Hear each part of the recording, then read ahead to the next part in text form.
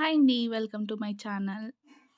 వర్షాకాలం వచ్చేసింది. సో, ఎలాంటి సీడ్స్ ఏసుకోవాలి, ఏంటి, మేము ఏం సీడ్స్ నాటుకున్నాం ప్రెజెంట్‌గా అనేది మేము ఈ వీడియోలో చూపిస్తున్నామనమాట. ఇక్కడొచ్చేసి ఆహ్, తోటకూర.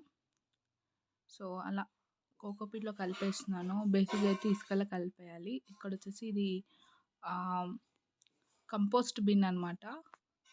సో, ఆ కంపోస్ట్ బిన్ అయ్యేలోపు మనకి తోటకూర అనేది వచ్చేస్తుంది.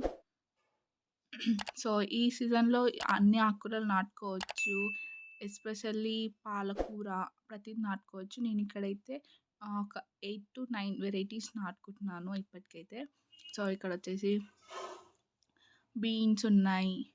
ఇంకా ఇవన్నీ నారు పోసుకుని మిరపకాయ, వంకాయ, టమాటో, అక్కడొచ్చి ఆనగంకాయ, బెండకాయ, బీరకాయ అన్నీ ఉన్నాయన్నమాట. ఇక్కడ మనం పెట్టేటప్పుడే పెద్ద సైజ్ కుండి చూసి పెట్టాలండి.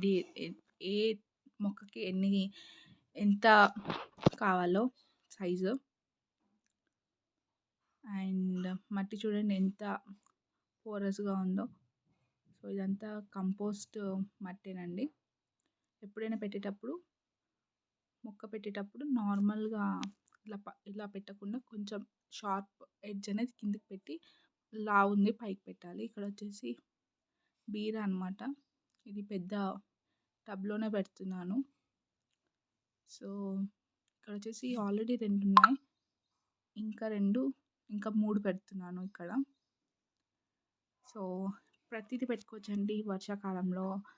అన్ని వెజిటబుల్‌కి సూటబుల్ అనమాట. కొన్ని చిక్కుళ్ళు అలాంటివి కొంచెం లేట్‌గా పెట్టుకుంటే సరిపోతది.